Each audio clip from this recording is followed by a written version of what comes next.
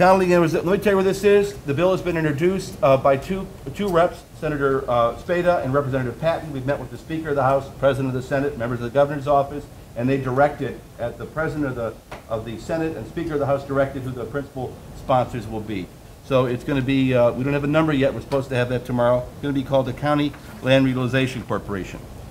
Why do we need one? Well, we need one to fight urban blight, land abandonment, and the fact that foreclosures are increasing due to predatory lending and strained economy. We had a Larry Litton in yesterday. Any of the Litton servicing? I know that you guys deal with Litton.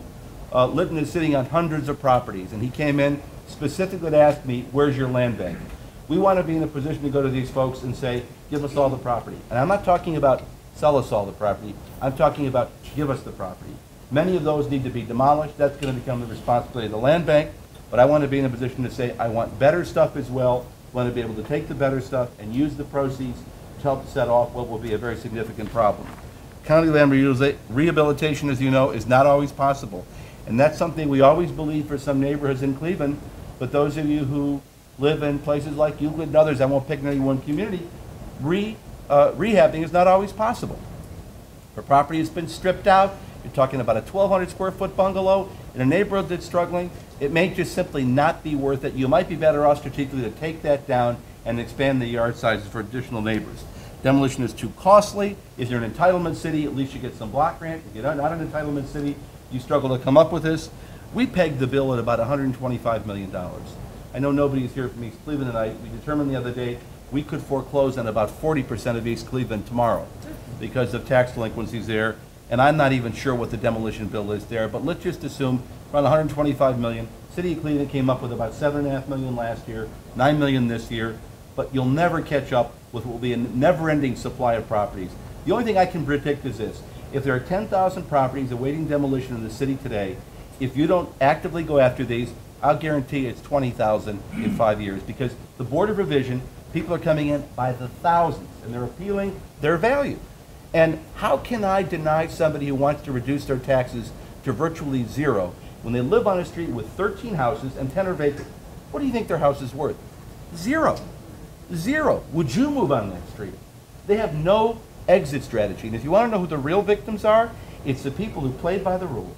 They take care of their property, they pay their taxes, they mind their own business, and they woke up one day and there was a house next door vacant, and later one there, and one there, and one there, and before you know it, their value, their most valuable asset, their single most valuable asset, their home is gone. So quickly we'll go through this. We know that foreclosure growth, it's no longer a Cuyahoga County problem. There's foreclosure growth all over in a relatively small number, but in a small county like Holmes that is significant. And here's the chart that shows the foreclosure filings in Ohio. Look where we were in 1995 when we began tracing the crisis, and look where we are today. We're up at over 80,000. I was at a conference for the American Planning Association just this past couple of days ago, and I spoke. There were about 400 people in the room that wanted to hear about foreclosure prevention and land banks. The amazing thing is 3/4 were from the South and the West. Nevada, the top 10 zip codes in the country, are now in the Las Vegas, Nevada area. But not to be outdone, you've got places like Stockton, California, Irvine, Modesto, and others that are just lights out. You have people there whose median income is $50,000, houses averaging about $500,000. They use these gimmicks to get them in, and there's no way they can afford the increase in mortgages. So it's no longer just an Ohio-only problem. A lot of folks from Florida, they estimate 19,000 vacant condominiums in Miami Beach by the end of 2008. This is the existing tax foreclosure process. If you don't pay your property taxes, you can be foreclosed by a judge. You can be foreclosed on a fast track method. We wrote a new law. If you own property, it's tax delinquent, it's a vacant piece of property, or it is a vacant structure, a lot or a structure, we can foreclose on you in about 60 days. Make it 75, but we can do it 5 times faster than the judicial foreclosure process, and we've done over 1,000 lots in the city since we implemented this. But it's open to everybody. It's open to suburban communities as well. So if you have vacant properties in your communities you'd like to fast track quickly, we'll move them right to the city, whether it's Euclid or Garfield Heights or Maple Heights. Contact us and we'll do a 294 foreclosure.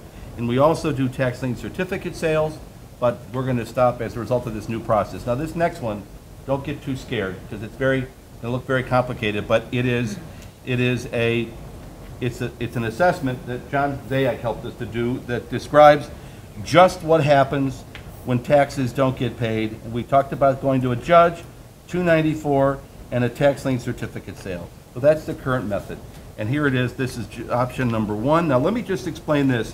When we go to a judge and we try to tax foreclose, what happens is sometimes there's a sale to private property, and what happens in these sales, we know that if it's a good property, somebody bids. We call that cherry picking.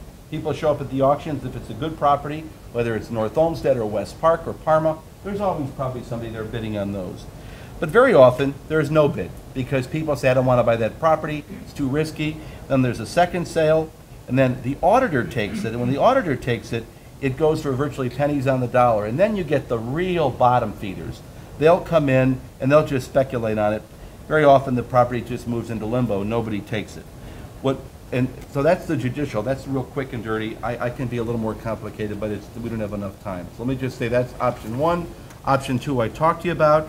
We talk about what we do with 294 is there's still the judicial option, but what we do here under 294, if a property is vacant or it's empty, vacant lot or an empty house, and it's tax delinquent, we go to the court and we go to the prosecutor and we bring it through a new process. And it's processed not by a judge, but it's processed in my office administratively.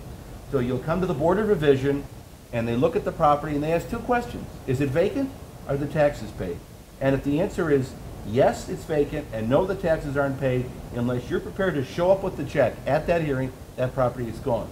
Now, under the new law we wrote, that property goes either to the city of Cleveland or to a city's land bank. About 15 cities in the county have them, or it goes to a qualified community development corporation like the one. Tony, you're still with West. Are you still with Westtown?